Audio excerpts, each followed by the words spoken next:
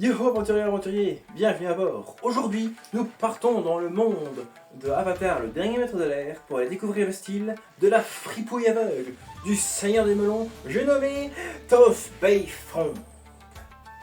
Et on est parti!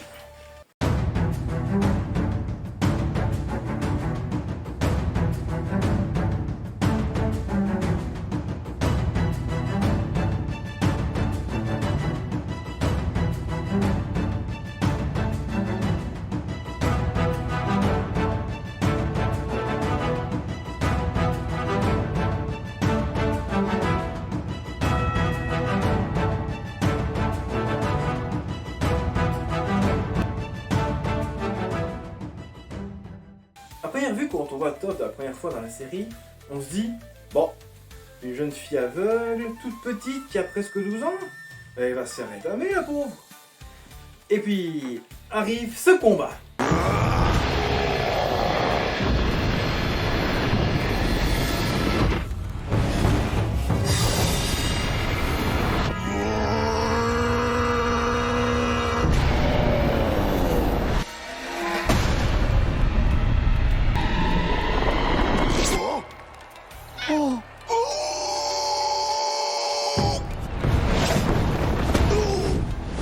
Elle était encore Bulder que c'est une petite fille sans défense, n'est-ce pas? Je crois que ça a dû faire très mal.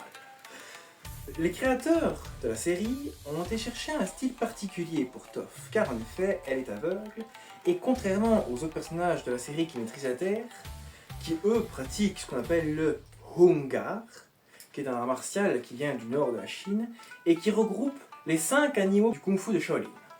Mais Toph a dû apprendre différemment des autres.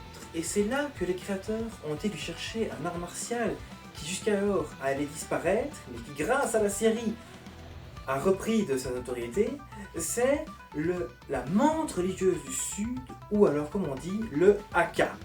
Alors, ça n'a rien à voir avec le Haka des Samoa, la fameuse danse de guerre qui permet de faire peur aux adversaires, même si c'est vrai que je crois que Toph pourrait largement pratiquer cette genre de danse, je crois qu'elle est largement faite pour ça. Mais la menthe religieuse du Sud est parfaite pour Toph car elle a été inventée justement par une demoiselle qui était aveugle. Et en plus, et c'est là que c'est marrant, cette demoiselle, dont on ne connaît pas le nom, était du genre assez rebelle et contrairement à ce que voulait la tradition chinoise à l'époque, elle ne voulait absolument pas se marier parce qu'elle voulait continuer à faire des combats clandestins. Ça vous rappelle pas quelqu'un? Exactement. En fait, Toph est clairement décalqué sur cette demoiselle, alors que c'est totalement une coïncidence. Et pourtant, ce style lui va du coup à ravir forcément. Le haka, ça va se caractériser par justement cette fameuse garde particulière. Vous allez me dire, c'est une drôle de garde quand même. C'est vrai, mais quand on connaît l'histoire du coup derrière la créatrice de ce style, ça prend tout son sens. Car ça me permet de pouvoir intercepter n'importe quelle technique qui va m'arriver dans la figure. Vous allez me dire, oui, et mais comment on fait pour les low kicks? Eh bien justement, la position des jambes sont extrêmement fléchies et on a une position stable et surtout ancrée dans le sol. Mais pas trop. Ce qui nous permet de pouvoir facilement esquiver ou rattraper l'adversaire pour lui envoyer un enchaînement d'attaques. Et pour les low kicks, sachez qu'il est facile de les bloquer simplement en descendant un peu et en le prenant plutôt dans le creux de la hanche. Ça fait moins mal et vous allez avoir moins vite la jambe cassée. Petit truc sympa au cas où. Ce style se caractérise par des techniques secs et puissantes. On veut traverser l'adversaire tout en étant précis. Le passage où on peut voir l'essence même de ce style de Haka, menthe religieuse du Sud, je continue à dire Haka, c'est plus rapide, c'est plus facile. Donc la scène où on peut vraiment voir toute l'essence de ce style, comprendre technicité, c'est quand Toph est enfermée dans son fameux sarcophage de fer, capturé par les 2 zigotos qui sont payés par son père.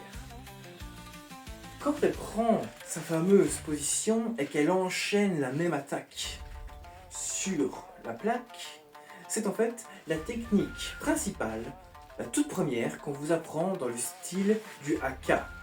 cette manière d'être en fait comme un arc à flèche qu'on tend et qu'ensuite on relâche pour renvoyer la flèche. Donc vraiment l'idée de je tends l'arc à flèche et je relâche la flèche.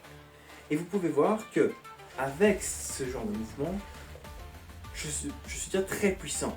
Car en fait, je vais chercher la force qu'il y a dans les jambes, toute l'énergie que je peux trouver dans le sol, pour la renvoyer vers l'adversaire, avec une attaque rapide et sec. Je reste fluide, mais mon attaque finale est extrêmement puissante et dure. Après vous allez me dire, mais attends, tu frappes avec le poignet? C'est quand même dangereux, non? Et c'est vrai, surtout si vous n'êtes pas conditionné pour le faire. En fait, il existe plusieurs manières de se renforcer les mains, mais celle que je préfère le plus est celle qu'on retrouve dans le style du singe. On peut aussi du coup retrouver dans le Hungar.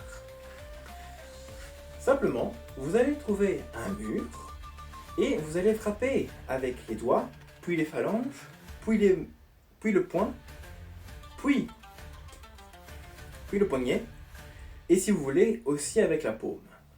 Alors, je vous vois venir, hein, les trois barbares dans le fond là, ne frappez pas comme des tarés dans le mur, hein, parce que là, adieu les doigts, adieu les phalanges, adieu les poings, n'est-ce pas?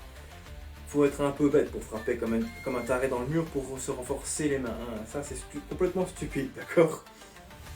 Mais l'idée de faire tout le temps ça avec les mains, tac tac tac tac, ça vous permet de conditionner votre corps tout le temps, tous les jours. Ce qui va faire que votre corps va évoluer, oui, comme dans Pokémon, et va faire en sorte de pouvoir encaisser plus facilement ce genre de technique et du coup renforcer les parties qui sont mises à votre épreuve chaque jour.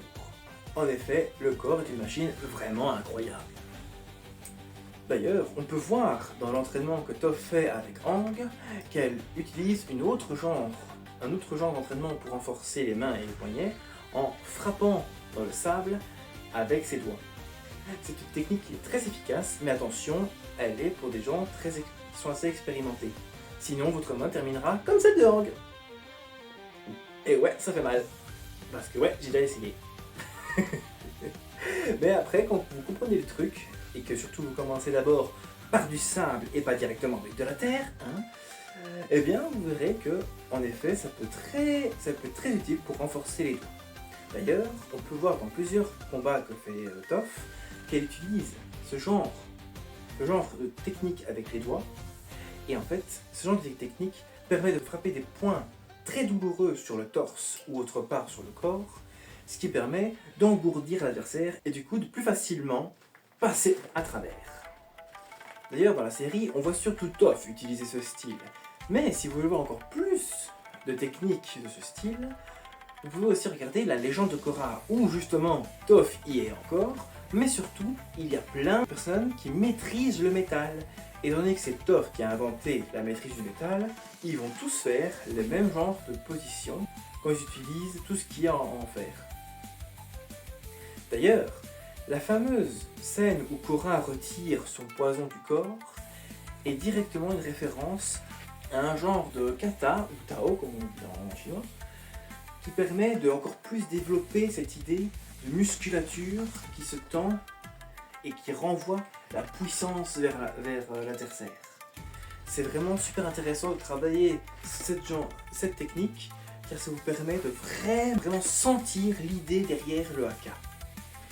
Je me dois quand même de vous prévenir que c'est un style qui est particulièrement physique. On ne bouge peut-être pas beaucoup, mais chaque coup demande toute la puissance du corps. Ce qui fait que votre cardio peut être très vite essoufflé. C'est pour ça qu'il faut faire un petit peu de cardio quand même. Hein. En ce qui concerne de vouloir apprendre cet art martial dans la réalité, c'est très compliqué. Parce qu'en fait, comme je l'ai dit au début, c'est un art martial qui a failli disparaître. En ce moment, en Chine et un peu en Amérique, il y a des écoles de ce style qui commencent un petit peu à refleurir. Mais par ici, en Europe, c'est très compliqué.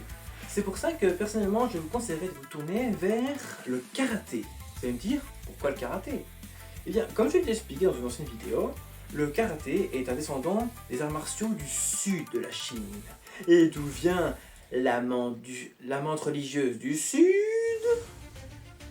Du Sud, c'est bien, vous suivez. J'ai même l'impression que vous suivez mieux qu'en classe. C'est pas bien, hein. Attention, hein. Bande de cancre, va. Enfin, ce qui fait que du coup on retrouve beaucoup de techniques similaires entre les deux. Par exemple, une technique qu'on peut voir autant dans le karaté que dans le haka, c'est les techniques avec la tranche de la main. Par exemple, vous êtes dans cette position et vous allez, en même temps de bloquer l'adversaire, vous allez refrapper. Ici surtout. Et croyez-moi, ça peut vite mettre quelqu'un très très mal. D'ailleurs, vous remarquerez qu'en karaté, on va frapper comme ça, alors que dans le style du haka ou de la Monde du Sud, ils ont tendance à mettre leurs doigts comme ceci. Vous allez me dire, oh oui, on n'est pas dans Doctor Strange, hein. C'est vrai, mais ça permet de renforcer votre main. Personnellement, je préfère plutôt mettre ma main comme ceci, car les doigts ne vont pas claquer entre eux, et en plus, ça durcit encore plus le tranchant de la main qui fera encore plus de dégâts à ce moment-là. Il y a aussi les coups de poing. Et en fait, dans le karaté, d'ici, et ils vont frapper comme ça. Mais il y a aussi, quand on bloque, on nous apprend à refrapper comme ceci. Cette position ne vous dit rien? Exactement. C'est la même position que le haka. Ce qui fait que le haka est parfait pour avoir des coups de poing qui ne partent pas d'ici, mais de là. Ce qui permet d'avoir des attaques de coups de poing beaucoup plus rapides, mais tout aussi puissantes. Parce que comme je l'ai dit, on va continuer à aller chercher la force du bas pour aller refrapper dans le visage de l'adversaire. Et oui, ça peut faire extrêmement mal. Donc, personnellement, je vous conseille d'aller vous entraîner dans un club de karaté. Et au fur et à mesure que vous apprendrez les bases du karaté, vous aurez de très bonnes bases pour pouvoir copier les mouvements que fait Toph. Croyez-moi, c'est très amusant à utiliser ce genre de techniques dans les sparring. Ça va très vite surprendre votre adversaire qui va se dire « Mais putain, qu'est-ce qu'il me fait ?» Enfin voilà, moi je mettrai les voiles. Passez une bonne journée ou une bonne soirée. Et moi pendant ce temps-là, je vais aller prendre un petit bain de boue, hein, ça a l'air super sympathique. Et en attendant, rappelez-vous, chers amis, vous pouvez être aussi solide qu'un roc, mais avoir un cœur aussi fondant qu'un fondant au chocolat. Allez, ciao!